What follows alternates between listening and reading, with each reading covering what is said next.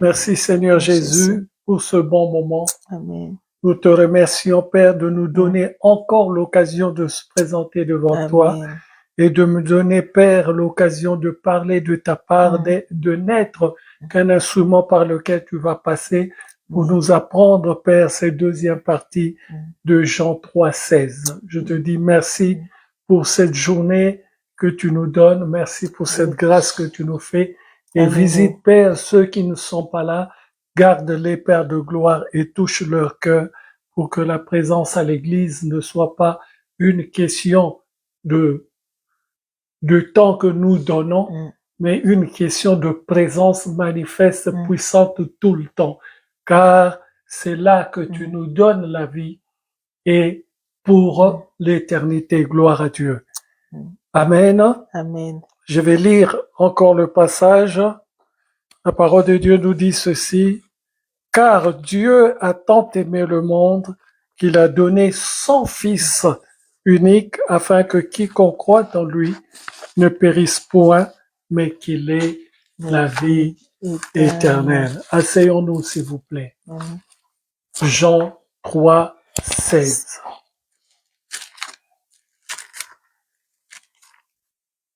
Amen, amen. Amen. C'est l'histoire que tout le monde connaît.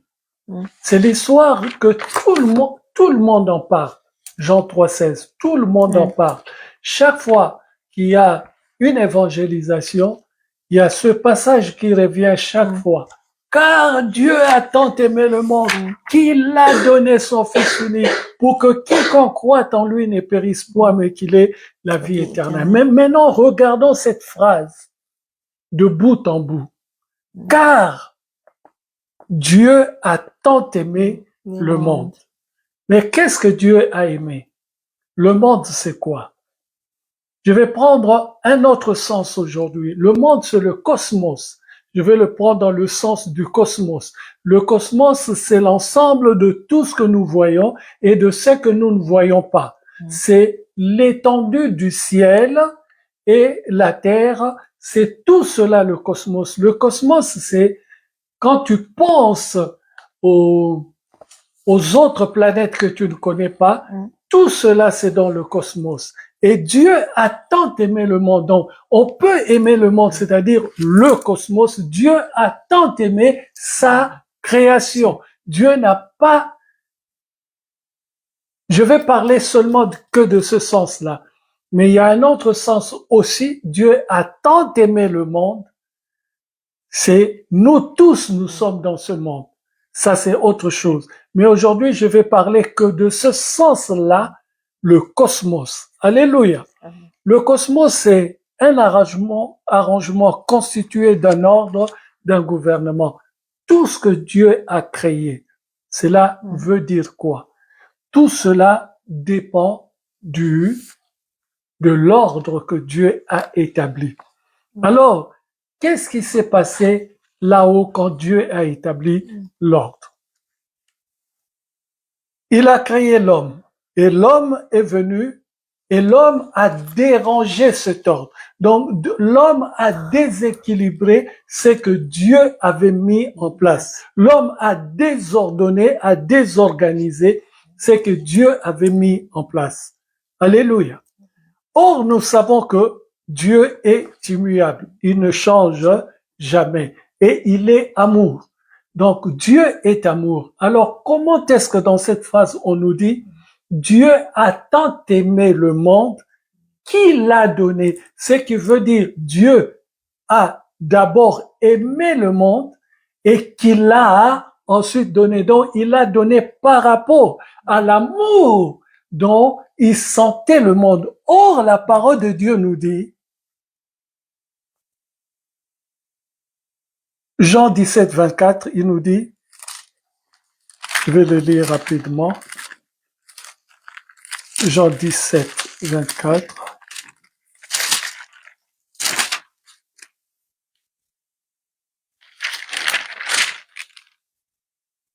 Père, je veux que là où je suis, ce que tu m'as donné aussi,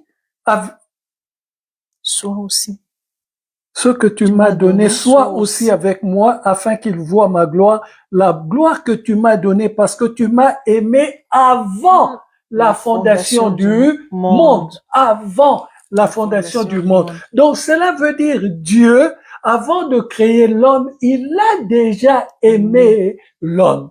Dieu, avant de créer cette terre, il a déjà aimé l'homme qu'il allait mettre sur la terre.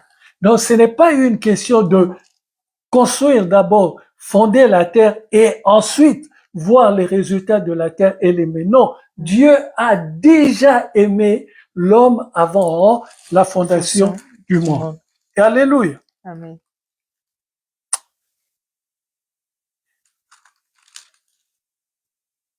Nous voyons alors, c'est ça que je disais, Dieu voulait rétablir ce qui a été déformé. Alors, pour rétablir ce qui a été déformé, c'est ce que j'ai expliqué le dimanche d'avant, il a pris l'agneau, patati patata. Alléluia. Donc, je l'ai déjà expliqué, j'y reviendrai à la fin. Dieu a regardé ce qu'il a fait. Dieu a tant aimé le monde qu'il a donné son Fils unique. Donc, Dieu a tant aimé le monde qu'il l'a donné. Donc, il l'a donné parce qu'il a aimé. Or, son Fils, il l'aime depuis, avant même la création du monde, il l'aimait déjà. Donc, cette phrase n'est pas très claire. Alléluia. C'est une phrase sur laquelle nous devons rentrer en profondeur dans notre esprit pour comprendre ce que l'Éternel veut dire exactement. Alléluia. Donc, Dieu nous montre que périr, c'est le désordre. Tu peux le laisser, hein? Tu peux le laisser allumer. Périr, c'est le désordre. Alléluia.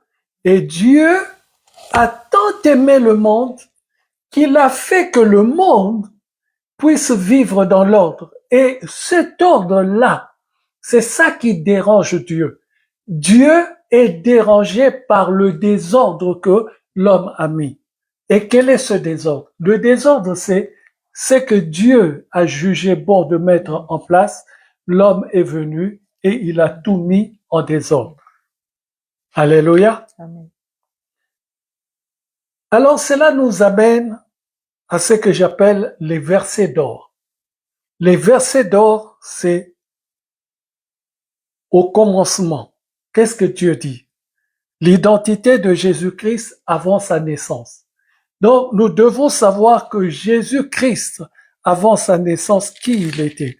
La parole de Dieu nous dit dans le livre de Jean, chapitre 1, versets 1 à 5, au commencement était la parole, et la parole était avec Dieu, et la parole était Dieu.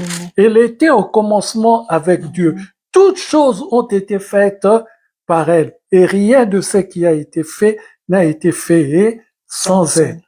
Sans elle qui est la parole qui est Jésus-Christ. En elle était la vie, et la vie était la lumière des hommes. La lumière luit dans les ténèbres, et les ténèbres ne l'ont point reçue. Au commencement, c'était la parole. Avant toute chose, c'était la parole. Et la parole était là avant que Adam ne soit créé. Donc Dieu a tant aimé le monde, a tant aimé Jésus-Christ qu'il a donné son propre Fils à ce monde qu'il a créé, le monde qui est le cosmos, le monde qui est l'univers entier. Il a donné Jésus-Christ pour pouvoir récupérer, remettre l'ordre que l'homme a désorganisé. Est-ce que quelqu'un me suit? Amen. Deuxième point, Jean 1, 14. Qu'est-ce qu'il nous dit? Et la parole a été faite chair et elle a habité parmi nous, pleine de grâce et de vérité. Et nous avons contemplé sa gloire, une gloire comme la gloire du Fils unique venu du Père. C'est toujours la parole. Alléluia. Amen. Colossiens 1, 5. comme la gloire du Fils unique de Dieu. Amen, amen.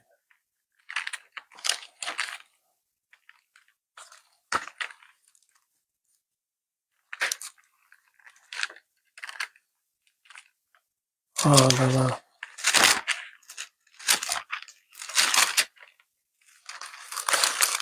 Colossiens 1, 15 à 18. 15. 15 à 18.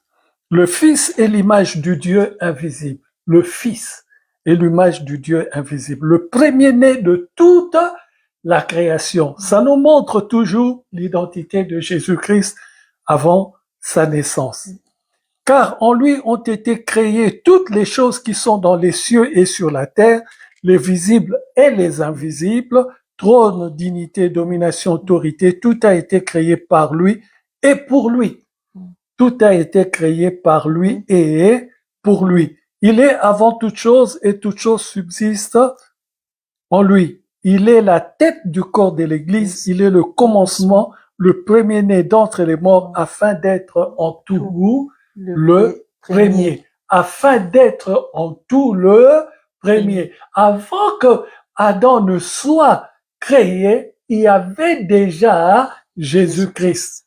Et Dieu n'a pas aimé Adam pour pouvoir donner Jésus-Christ pour récupérer Adam, mais Dieu a tant aimé l'ordre qu'il avait établi dans le cosmos qu'il a voulu, après que Satan ait mis le désordre, il a voulu que l'homme puisse récupérer.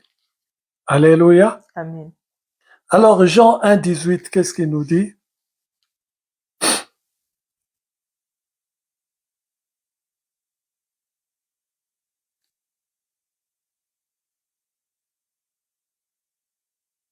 Personne n'a jamais vu Dieu. Dieu, le Fils unique, qui est dans le sein du Père, et c'est lui qui l'a fait connaître. Amen. Amen. Ça, c'est Jean 1, 18. Jean 6, 45.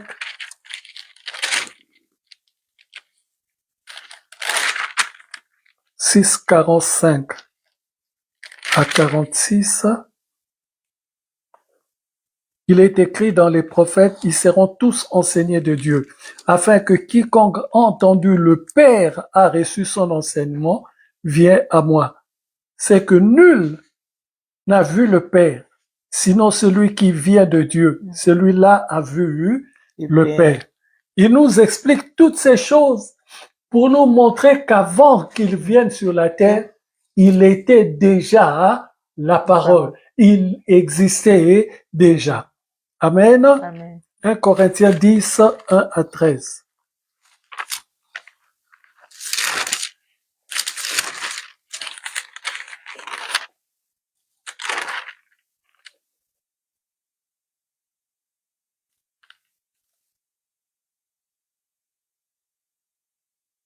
Frères, je ne veux pas que vous ignorez que nos pères ont tous été sous la nuée, qu'ils ont tous passé au travers de la mer, qui sont tous été baptisés en Moïse dans la nuée et dans la mer, qu'ils ont tous mangé le même aliment spirituel et qu'ils ont tous bu le même breuvage spirituel, car ils buvaient à un rocher spirituel qui les suivait et ce rocher était Christ.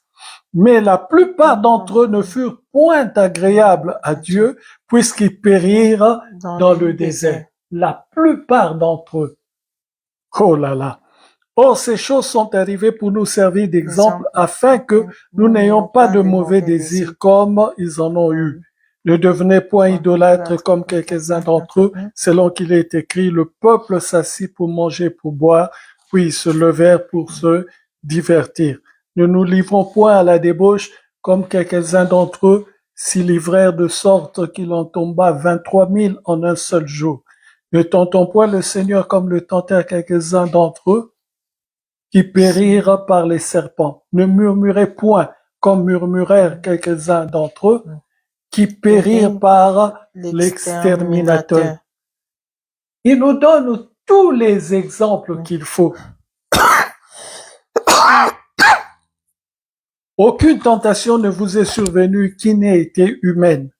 Et Dieu qui est fidèle ne permettra pas que vous soyez tentés au-delà de vos forces. Mais avec la tentation, il préparera aussi les moyens d'en sortir afin que vous puissiez la supporter. Donc, Dieu nous donne toutes les solutions possibles. Et là, on nous parle de Jésus-Christ avant sa naissance. Toutes ces choses-là. Et j'ai oublié quelque chose, Hébreux chapitre 1. On va quand même le lire. Hébreux chapitre 1, le verset 1, 2. Après avoir autrefois, à plusieurs reprises et de plusieurs manières, parlé à nos pères par les prophètes, Dieu, dans ces derniers temps, nous a parlé par le Fils. Il a établi héritier de toutes choses par lui. Il a aussi créé l'univers qui est le cosmos. Alléluia. Amen. Il a aussi par lui créé le cosmos, tout ce que nous voyons et ce que nous ne voyons pas. Tout ce qui est au-dessus de nous, dans les cieux, les planètes et consorts, c'est Dieu qui les a créés par Jésus-Christ, notre Seigneur. Alléluia. Amen. Ça, c'est le premier point. Jésus-Christ, son identité avant sa naissance. J'ai donné plusieurs passages pour qu'on voie que Jésus-Christ était déjà, comment dirais-je, était déjà à côté de Dieu et c'est par lui que Dieu a tout fait. Amen. Amen. Maintenant, la vraie croyance exige quoi? Nous allons voir les passages.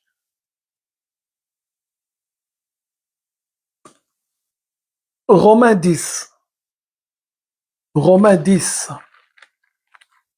Ça, c'est d'après le prophète Ésaïe. Romains 10. Romains 10. Selon le prophète Ésaïe. Romains 10, 11. Quiconque croit en lui ne sera point confus. Ça, c'est d'après le prophète Ésaïe.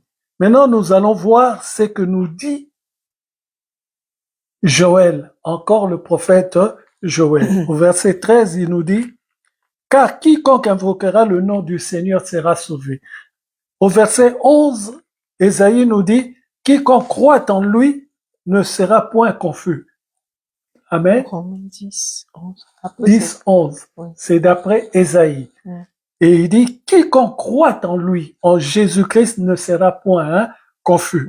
Maintenant, le verset 13, ça c'est le prophète Joël qui parle. Car quiconque invoquera le nom du Seigneur sera sauvé. Verset 11, qui croit en lui ne sera point confus. Et verset 13, on nous dit, car quiconque invoquera le nom du Seigneur sera sauvé. Ces deux prophètes nous parlent dans ces deux explications quelque chose de clair. Il nous dit au verset 11, quiconque croit en lui ne sera point confus. Il n'aura pas de confusion dans sa vie. Il sera toujours dans la ligne droite. Il sera toujours protégé. Et l'autre, il nous dit, quiconque invoquera le nom du Seigneur sera sauvé. C'est le prophète Joël.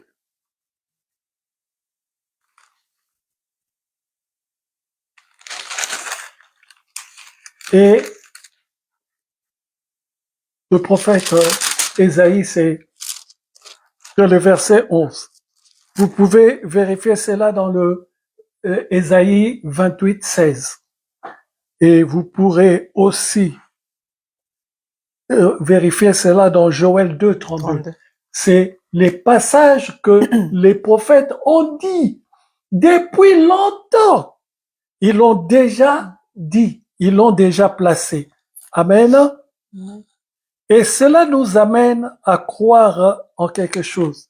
On est dans le livre Romains. Romains 11, 16, 24. Qu'est-ce qu'il nous dit? Or, si les prémices sont saintes, si les prémices sont saintes, la masse l'est aussi.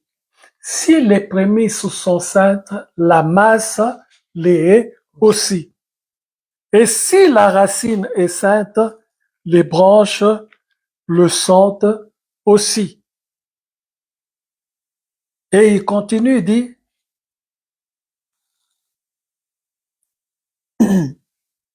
mais si quelques-unes des branches ont été retranchées, et si toi qui étais un olivier sauvage, il nous parle à nous, tu as été greffé à leur place, nous qui étions d'abord des oliviers sauvages, et rendus participants à la racine nourricière de l'olivier, ne te glorifie pas aux dépens de ces branches. Si tu te glorifies, sache que ce n'est pas toi qui portes la racine, mais que c'est la racine qui te porte.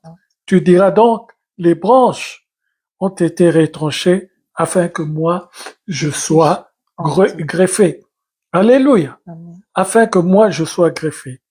Alors, tu diras donc, les branches ont été retranchées afin que moi, je sois greffé. Cela est vrai.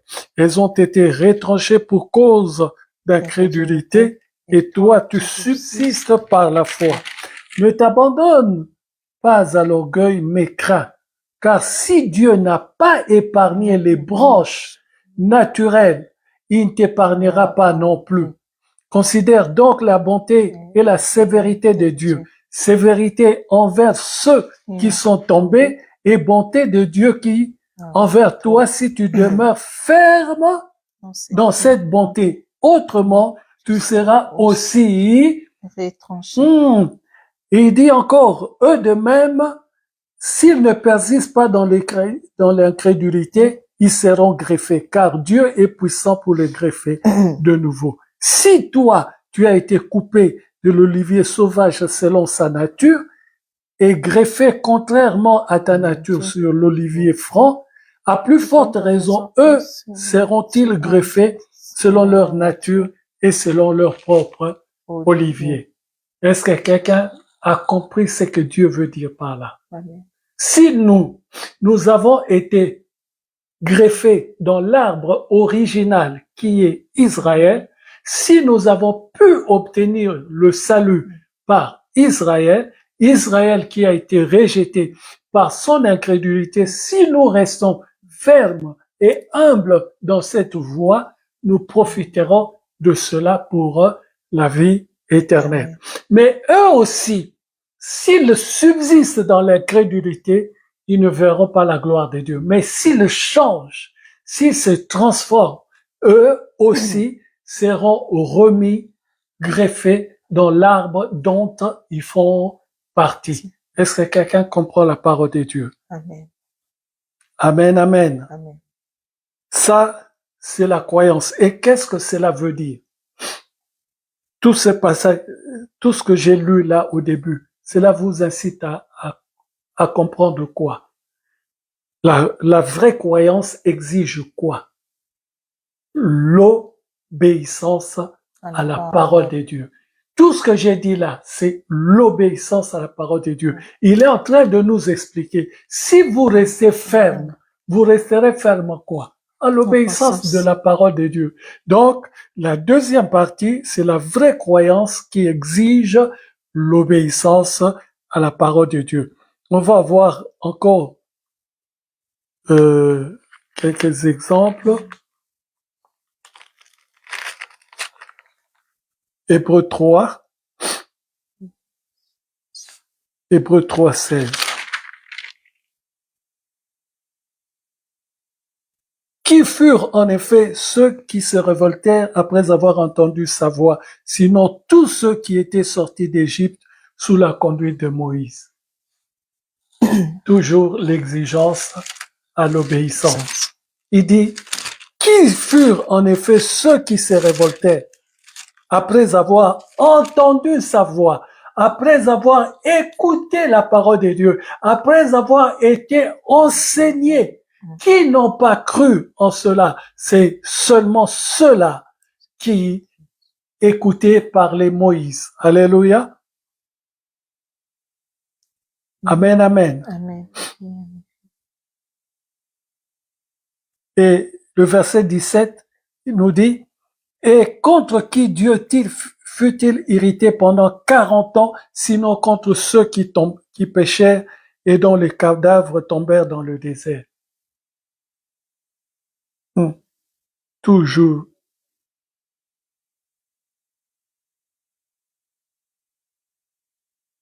Et à qui jura-t-il qu'il n'entrerait pas dans son repos, sinon à ceux qui avaient désobéi? Aussi, voyons-nous qu'ils ne purent y entrer à cause de leur incrédulité. À cause de leur incrédulité. La parole de Dieu, le salut exige une obéissance totale. C'est comme a dit un frère aujourd'hui, pourquoi Dieu a-t-il emmené les enfants d'Israël 40 ans dans le désert? Parce qu'il ne voulait pas chasser de leur esprit. 400 ans, c'est plus de 4 générations dans le désert. Si on prend une moyenne de 80 ans de vie, c'est plus de 4 ans. Parce qu'ils ont fait 400 ans. Donc, il y a eu des générations qui sont nées en Égypte, qui ne voyaient que la fabrication de briques, qui n'ont pas appris ce qui était leur fort, qui est, c'est quoi? Force. Comment? Ce qui était la force d'éternel. Oui. C'était des bergers. Amen. Ils n'étaient plus bergers pendant 400 ans. Ils ne faisaient que fabriquer des briques. C'était là leur travail. Alors, comment est-ce qu'on peut apprendre aux gens qui ont passé 400 ans? C'est pour ça le Seigneur, au lieu d'emmener des enfants d'Israël à 15 jours de Canaan, il leur a fait passer 40 ans. Pourquoi? Pour qu'ils changent la mentalité qu'ils avaient reçue à cause de leur présence en Égypte. Ils devaient perdre tout ce qu'ils avaient reçu en Égypte. Tout le mot, Maman Magui a déjà prêché sur ça, le métanoïa. Il faut le changement de comportement, le changement de mentalité, le changement de tout ce que tu es habitué. C'est ça, non? Le changement de tout ce que tu es habitué à faire. Est-ce que Lévi suit bien? De tout ce que tu es habitué à faire. Ce changement-là, cette métanoïa-là va t'amener à une autre dimension. Amen. Et cette dimension-là, c'est ça que le Seigneur a besoin dans notre vie avant de nous amener à nous asseoir à Canaan. Alléluia. Amen. On va voir encore un autre passage. Hébreux 11, 6.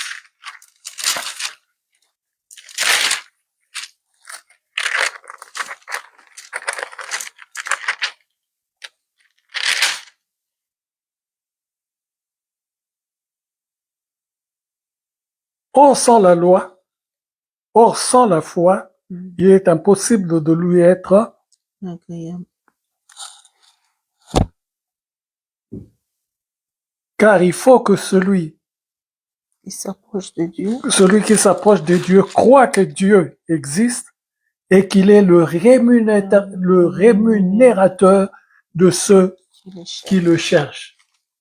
Si tu le cherches, il viendra à toi. Il est le rémunérateur. Donc, il te paye.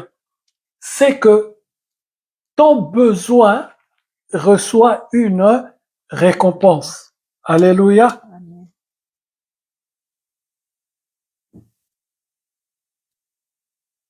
Nous allons voir encore 2 exemples. Jacques chapitre 2, de versets 19 à 20.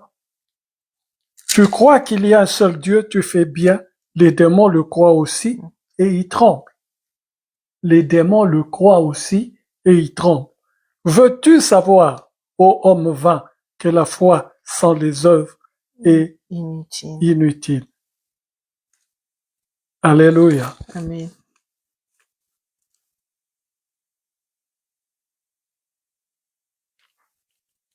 Et je reviens au verset 11. En effet, celui qui a dit, tu ne commettras point d'adultère, a dit aussi, tu ne tueras point. Or, si tu ne commets point d'adultère, mais que tu commettes un meurtre, tu deviens transgresseur de la loi.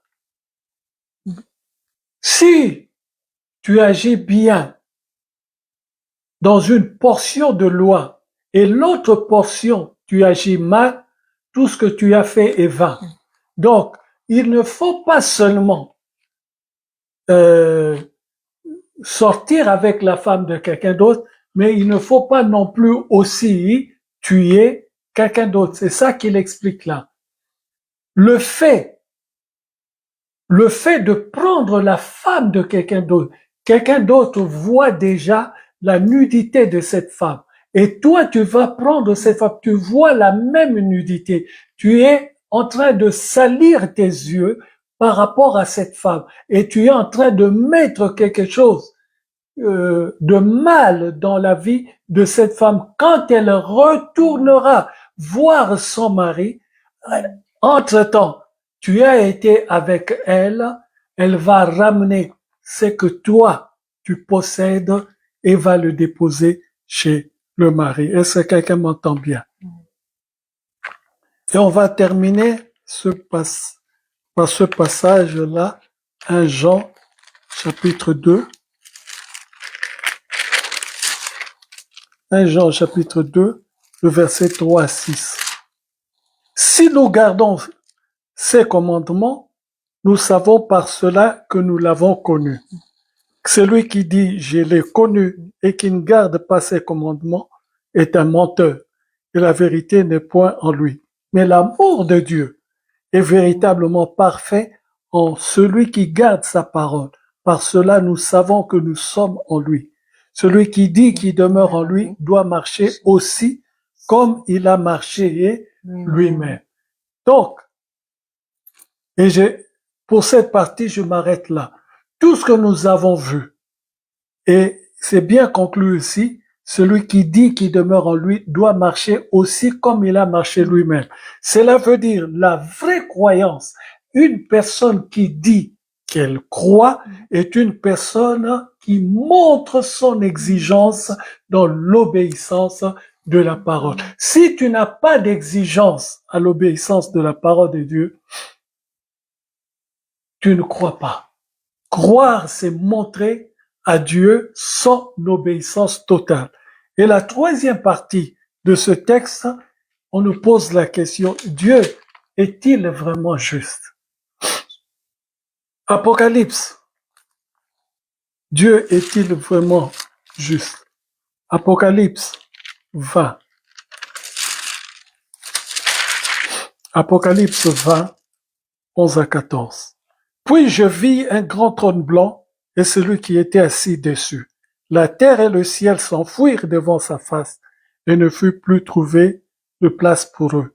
Et je vis les morts, les grands et les petits, qui se tenaient devant le trône. Des livres furent ouverts et un autre livre fut ouvert, celui qui est le livre de vie. Et les morts furent jugés selon leurs œuvres, d'après ce qui était écrit dans ces livres. La mer rendit les morts qui étaient en elle, la mort et le séjour de mort rendirent les morts qui étaient en eux, et chacun fut jugé selon ses œuvres. Waouh! Puis la mort et le séjour de mort furent jetés dans l'étang du feu, c'est la seconde mort, l'étang de feu. Alléluia! Amen. Dieu est juste. Nous allons voir des exemples qui nous montrent que Dieu a toujours et toujours juste. Dieu a été juste, Dieu est juste et Dieu sera toujours juste. Et là, nous voyons, selon la question que se pose l'humanité, et les enfants qui sont nés, qui sont morts à leur naissance, comment est-ce qu'ils seront jugés à la fin? Est-ce qu'ils seront jetés dans le feu? La parole de Dieu nous dit, au moment du jugement dernier, il y a eu le séjour de mort a rendu les morts. Et ces morts-là, les livres furent ouverts et chacun fut jugé par rapport à tout ce qu'il a commis sur terre. Donc, les gens qui ont vécu avant Jésus ou après Jésus, qui ne connaissaient pas la parole de Dieu, il y a toutes leurs œuvres est écrites dans un livre et ils seront jugés par rapport à tout ce qu'ils auront fait comme acte sur la terre. Alléluia. Amen. Il n'y a pas d'injustice avec Dieu. Tout le monde sera jugé par rapport à ce qu'il aura produit. Amen. Amen. Acte 4, 10 à 12, qu'est-ce qu'elle nous dit?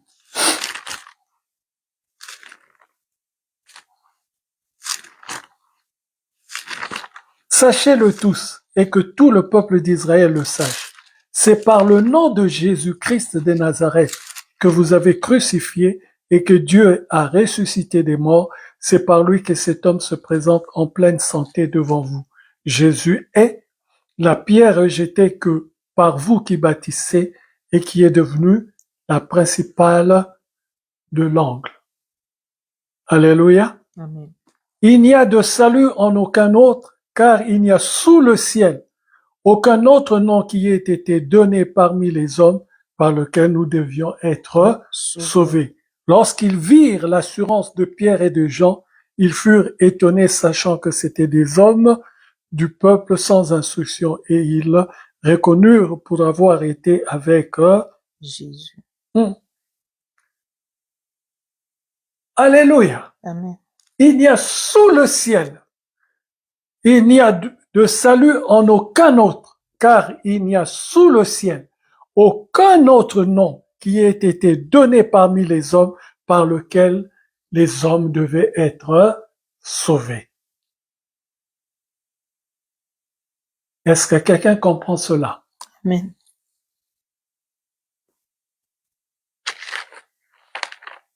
Jean 17.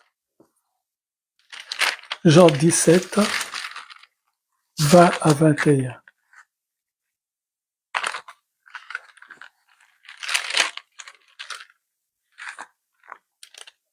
Parole de Dieu nous dit ceci.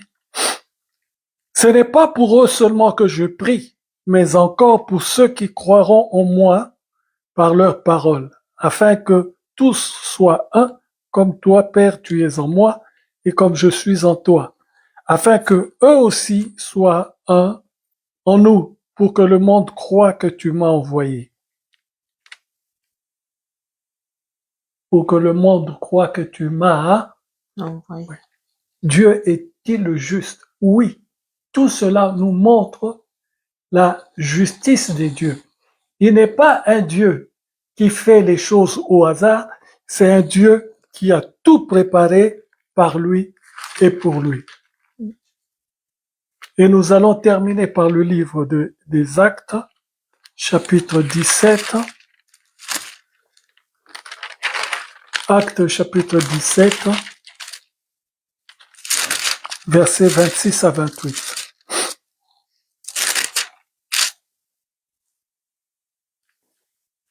Il a fait que tous les hommes sortis d'un seul sang habitent sur toute la surface de la terre, ayant déterminé la durée des temps et les bornes de leur demeure. Il a voulu qu'ils cherchent le Seigneur et qu'ils s'efforcent de le trouver en tâtonnant, bien qu'il ne soit pas loin de chacun de nous. Car en lui, nous avons la vie, le mouvement et l'être. C'est ce qu'ont dit aussi quelques-uns de vos poètes. De lui, nous sommes la race. Alléluia. Amen. Car en lui, tous les hommes sortis d'un seul sang. Et c'est ça la justice de Dieu. Puisque nous sommes tous sortis d'un seul sang, il est venu récupérer le premier de ces hommes qui a fait cette faute qui est Adam. Il a récupéré. Il a fait le sacrifice de l'animal pour que l'homme soit sauvé. Donc, Adam était déjà sauvé au temps où nous parlons maintenant. Adam n'est pas dans, comment on peut dire, dans l'expectative d'être sauvé ou ne pas être sauvé. Il est déjà sauvé, Adam et Ève. ils sont déjà sauvés. Dieu les a déjà sauvés. Ils n'attendent que le jugement dernier pour vivre avec Dieu éternellement. Alléluia. Amen. Donc, si Dieu a fait cela depuis les temps anciens, il est en train de nous montrer cette première partie qui est les trois choses, l'identité de Jésus-Christ avant sa naissance. La vraie croyance exige l'obéissance à la parole de Dieu. Et le troisième point, Dieu est-il juste? Nous avons vu plusieurs passages qui nous montrent que Dieu est vraiment juste. Alléluia. Amen. Alléluia. Amen. Je pourrais parler aussi de la troisième partie dont j'ai parlé la fois d'avant, mais je le laisse en pensant que tous vous l'avez bien compris. Amen. Amen. Tous vous l'avez, vous avez suivi et vous l'avez bien compris. Que Dieu soit béni au nom du Seigneur Jésus-Christ. Amen. Amen. Amen.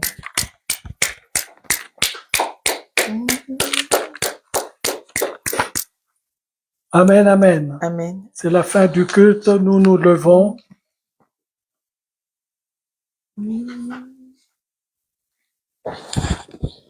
Le panier est ouvert. Si quelqu'un veut mettre quelque chose sur le moment.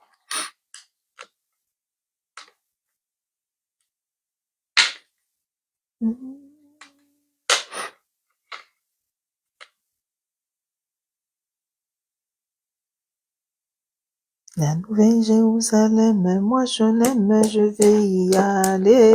Jérusalem, moi je l'aime, je vais y Oh, la aller. nouvelle Jérusalem, moi je l'aime, je vais y aller. Oh, la nouvelle Jérusalem, moi je l'aime, je vais y aller. La nouvelle Jérusalem, moi je l'aime, je vais y La aller. nouvelle Jérusalem, moi je l'aime, je vais y aller. Oh, je vais y Alléluia, aller. oh je vais y aller. Oh, moi je vais y aller. Oh, je vais y aller. Oh, je vais y aller. Oh, je vais y La nouvelle aller. Jérusalem, moi je l'aime, je vais y La aller. nouvelle Jérusalem, moi je l'aime, je vais y La nouvelle aller. Jérusalem, moi je l'aime, je vais y La aller. nouvelle Jérusalem, moi je l'aime, je vais y aller. Oh, je vais y aller. Oh, je vais y aller. Oh, je vais y Alléluia, aller. oh, je vais y aller. Oh, moi je vais y aller. Oh, je vais y Oh, aller. je vais y aller. Oh, je vais y aller. Le feu est allumé aujourd'hui.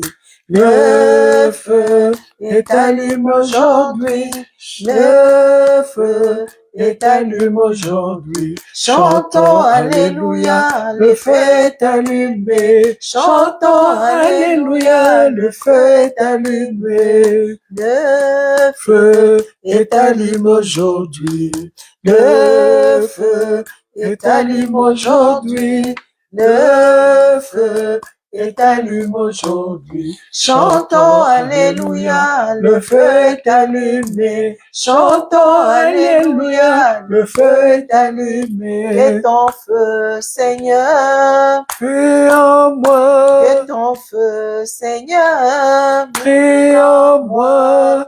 Brûle en moi. Brûle en moi. Brûle en moi. Brûle en moi. Brûle en moi. Brûle en moi. ton feu, Brûle en moi. Brûle en moi. ton feu, Brûle en moi. Brûle en moi. ton feu, Brûle en moi. Brûle en moi. ton feu, Brûle en moi. Brûle en moi. ton feu, Brûle en moi. Brûle en moi. ton feu, Brûle en moi. Brûle en moi. ton feu, Brûle en moi. Brûle en moi. Amen. Amen. Que le feu de Dieu brûle en nous Alléluia. et consume tout ce qui n'est pas de lui au nom puissant du Seigneur Jésus-Christ. Amen. Je vais prier pour la fin. Merci. Seigneur, que toute la gloire ne revienne qu'à toi. Toi qui nous as donné ce bon moment. Toi qui nous as parlé, Père de gloire. Toi qui nous as instruits. Je te sanctifie, je te glorifie. Je te dis, Père, que toute la gloire ne revienne qu'à toi. Merci de nous avoir enseigné ta parole. Merci de nous avoir donné beaucoup de passages de compréhension. Merci d'avoir fait que cela soit imprégné dans notre tête, que cela reste, Père, stable, que cela reste vraiment dans notre tête pour le salut de notre âme. Et que toute la gloire ne revienne qu'à toi, Père, Alléluia, au nom Jésus. puissant du Seigneur Jésus-Christ. Amen. Amen. Je nous salue tous au nom du Seigneur Jésus-Christ. Amen. Et je nous dis à mardi 19h, Hein? vendredi 23 23h et dimanche 15h. Que Dieu vous bénisse au nom Amen. du Seigneur Jésus-Christ. Amen.